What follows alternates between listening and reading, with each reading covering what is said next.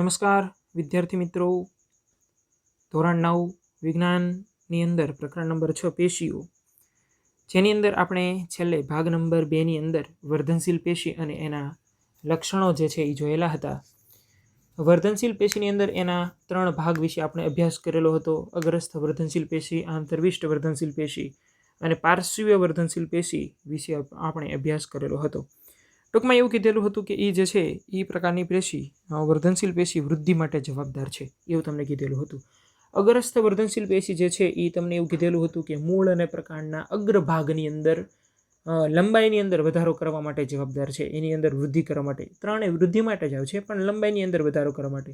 મૂળ નીચેની દિશાની અંદર આગળ વધે, પ્રકાંડ ઉપરની દિશાની અંદર આગળ વધે, એના માટે જવાબદાર કઈ પેશી છે? તો કે અગ્રસ્થ વર્ધનશીલ પેશી. હવે એની પછી તમને એવું કીધેલું હતું આંતરવિષ્ટ વર્ધનશીલ પેશી, કે જે શેરડી માટેનું તમને ઉદાહરણ આપેલું હતું. શેરડીની જે 2 ગાંઠ હોય એની વચ્ચેનું અંતર વધારવાનું કાર્ય કરશે એવું કીધેલું હતું.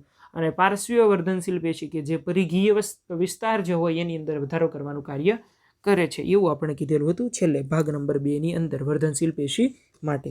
એની પછી આપણે જે છે એ વર્ધનશીલ પેશીના કોષો કે જે પોતાનું કાર્ય કરવાનું બંધ કરી દે અને પોતે સ્થાયી આકાર ધારણ કરે, સ્થાયી સ્વરૂપ ધારણ કરે, તો એ જે સ્થાયી સ્વરૂપ ધારણ કરે છે અને પછી પેશીનું નિર્માણ થાય છે, જેને આપણે સ્થાયી પેશી તરીકે ઓળખીએ છીએ.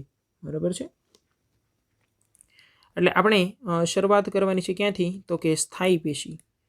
સ્થાયી પેશી ક્યારે નિર્માણ પામે છે? તો કે જે આપણે આગળ જોઈ ગયા છીએ, વર્ધનશીલ પેશી પોતાના કોષો હોય એ કોષ વિભાજન પ્રક્રિયા બંધ કરી દે, એના કોષો કામ કરવાનું બંધ કરી દે અને પોતે સ્થાયી સ્વરૂપ જે છે એ આકાર પ્રાપ્ત કરશે. એ ઘટનાને અથવા તો એ પ્રકારની જે નવી પેશીનું નિર્માણ થાય છે, જેને આપણે શેના તરીકે ઓળખીએ છીએ? સ્થાયી પેશી તરીકે ઓળખીએ છીએ.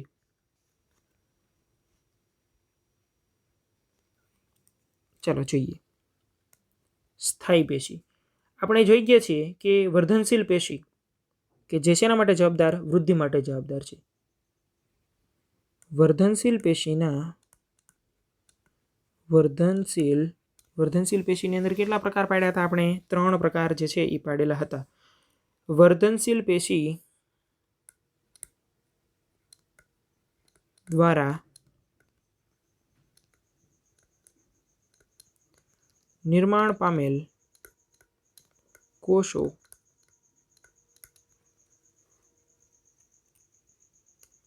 વિભાજન પામવાની ક્ષમતા ગુમાવે, વિભાજન પામવાની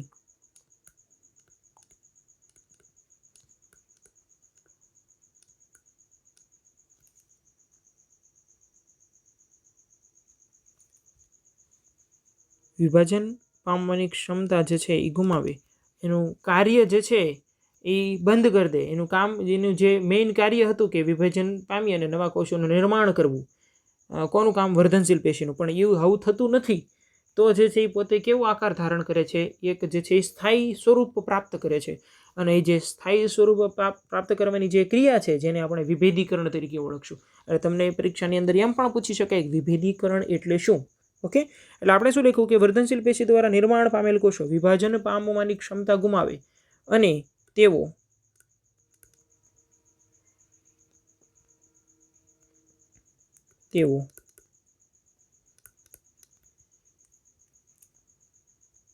નવા કોષોનું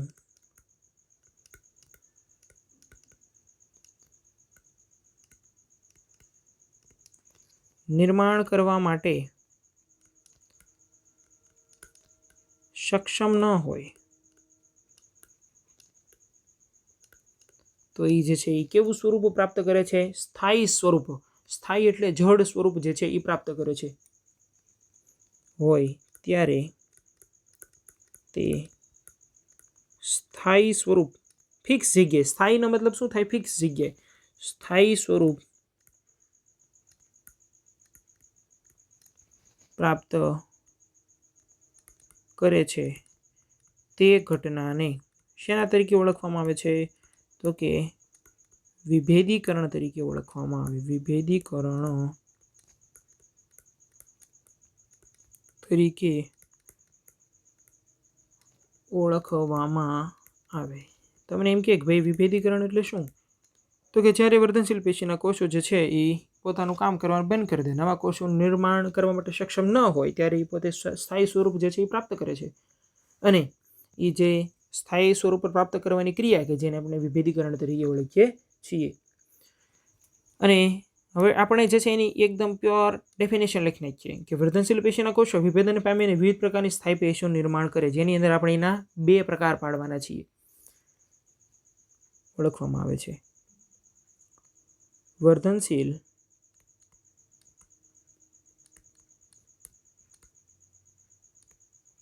પેશીના કોષો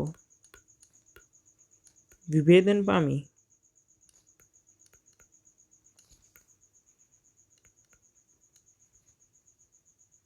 સ્થાયી પેશી બનાવે. જેના કેટલા પ્રકાર છે? તો કે જેના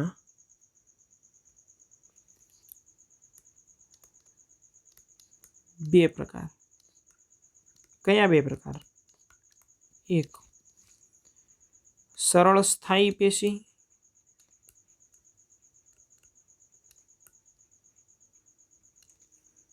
અને બીજો જે પ્રકાર છે, બીજો પ્રકાર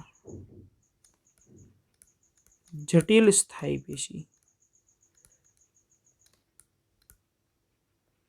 કઈ 2 પેશી? તો કે સરળ સ્થાયી પેશી અને જટિલ સ્થાયી પેશી. ઓકે, પહેલા તો સ્થાયી પેશી એટલે શું? તો કે વર્ધનશીલ પેશીના કોષો જે છે એ હવે કામ કરવા માટે સક્ષમ ના હોય, એ જે છે એ પોતાની કેપેસિટી ગુમાવી દીધી હોય ત્યારે એ જે છે એ સ્થાયી સ્વરૂપ પ્રાપ્ત થાય છે. એ જે સ્થાયી સ્વરૂપ પ્રાપ્ત કરે છે જેને આપણે વિભેદીકરણ તરીકે ઓળખીએ છીએ. અને વર્ધનશીલ પેશીના કોષો વિભેદન પામીને વિવિધ પ્રકારની સ્થાયી પેશીનું નિર્માણ કરે છે. અને એ જે સ્થાયી પેશીનું નિર્માણ કરે છે એની અંદર આપણે 2 પ્રકાર પાડ્યા, એક જે છે એ સરળ સ્થાયી પેશી અને એક જે છે એ જટિલ સ્થાયી પેશી. હવે સરળ સ્થાયી પેશીની અંદર પણ આપણે અલગ અલગ ભાગ પાડવાના છે, બરાબર છે. એ અલગ અલગ જે ભાગ આપણે પાડશું એની અંદર પહેલો ભાગ જે છે એ કયો છે? તો કે સરળ સ્થાયી પેશીની અંદર પહેલા મેઇન ટોપિક કયો છે? તો કે સરળ સ્થાયી પેશી. એ સરળ સ્થાયી પેશીની અંદર પહેલો ભાગ કઈ? તો કે મૃદુતક પેશી. મૃદુતક પેશી. આ મૃદુતક પેશી જે છે એ શું કાર્ય કરે છે? તો કે મૃદુતક પેશીના અલગ અલગ કાર્ય કરશે. એ જે છે ખોરાકનું સ્ટોરેજ કેપેસિટી છે, સ્ટોરેજ કરવાનું કાર્ય જે છે એ કરે છે, બરાબર છે. અને વનસ્પતિ જે કહે છે એને આધાર આપવાનું કાર્ય કરે છે. ચાલો એના વિશે આપણે ડિટેલની અંદર માહિતી મેળવીએ. વનસ્પતિના હવે આપણે જે કાંઈ લખીએ છીએ કોના માટે લખીએ છીએ? તો કે મૃદુતક પેશી માટે લખીએ છીએ. ઓકે,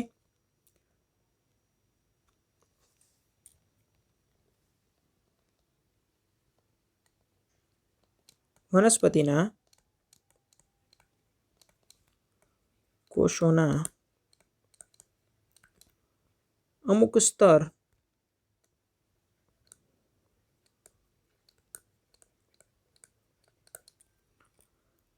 આધારોતક. આધારોતકનો મતલબ શું થશે? આધાર આપવાનું કાર્ય કરશે. આધારોતક કાર્ય કરતી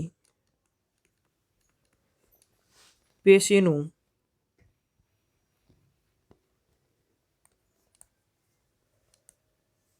નિર્માણ કરે, જેને મૃદુતક પેશી તરીકે ઓળખવામાં આવે. મૃદુતક પેશી કહેવાય. આ જે છે એ એક સરળ સ્થાયી પેશી. આ જે સરળ સ્થાયી પેશી છે એનો જ એક પ્રકાર છે. એની અંદર એના લક્ષણો કયા કયા છે? આપણે લક્ષણો વિશેની માહિતી જે છે પહેલાં મેળવીએ. તો કે આ જે આપણે મૃદુતક પેશી જોઈશું એના લક્ષણો, એની કેરેક્ટરિસ્ટિક કેવી હોય, એની લાક્ષણિકતાઓ કેવી રહેલી હોય છે એના વિશે આપણે જોઈએ. તો કે આ જે છે એના કોષો જીવંત હોય છે. કોષો કેવા? જીવંત હોય. કોષો જે છે એ જીવંત હોય. બીજું કે પાતળી કોષ દિવાલ ધરાવતા હોય. પાતળી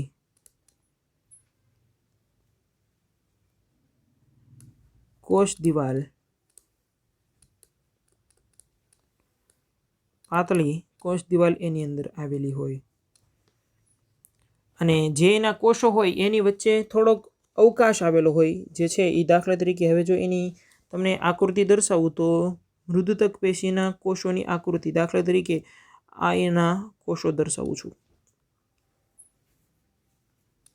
જે છે એના કોષો ગોળાકાર હશે જ્યારે એનો તમે છેદ લ્યો એટલે કે જ્યારે આપણે એને કાપીએ તો એ જે છે એ તમને એકદમ એનો જે ભાગ જે છે એનો છેદ તમને લંબચોરસ જેવો જે છે એ તમને જોવા મળે બરાબર છે એના કોષો કેવા આવેલા હોય છે તે ગોળાકાર હોય છે અને એના દરેક કોષોની અંદર તમને થોડીક આંતરકોષીય અવકાશ એનો મતલબ કે તમને જગ્યા જોવા મળશે એ જગ્યા કઈ એ તમને બતાવું છું હવે આ પ્રકારના કોષો એની અંદર આવેલા હશે હવે જુઓ હમણાં કંઈક આપણે વાત થઈ હતી કે આંતરકોષીય અવકાશ એની અંદર આવેલો હશે તો એ અવકાશ કઈ જગ્યાએ આવેલો છે એની વાત કરીએ આપણે તો કે જે તમને આ જોવા મળે છે ને આ જે છે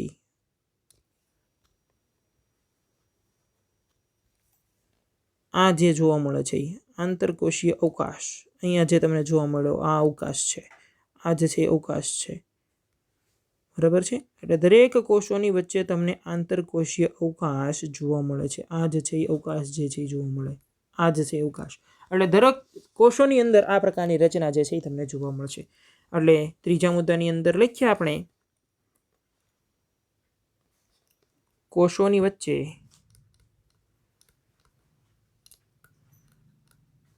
અવકાશ હોય કદાચ તમે આમ ન લખો અને આંતરકોષીય અવકાશ આવેલો હોય એવું રીતના લખો તોય ચાલે બરાબર છે દરેક કોષની અંદર જે છે એ દરેક કોષો પહેલાં તો આપણે ગોળાકાર દર્શાવેલા છે ને કોષો ગોળાકાર હોય કોષો ગોળાકાર હોય જ્યારે એનો તમે છેદ લ્યો છેદ એટલે જે કોષ તમે દાખલા તરીકે કોઈ વનસ્પતિ દર્શાવી એને તમે કાપી નાખો તો એ જે છે એનો છેદ થશે બરાબર છે તો છેદની અંદર તમને લંબચોરસ જોવા મળે પણ તમારે એ યાદ નથી રાખવાનું તમારે એ રીતના યાદ રાખવાનું છે કે એના કોષો કેવા જોવા મળે છે તો કોષો જે છે એ કેવા હોય છે ગોળાકાર હોય છે અને કોષની અંદર જે છે એ મોટી રસધાની આવેલી હોય છે કોષોની અંદર મોટી રસધાની આવેલી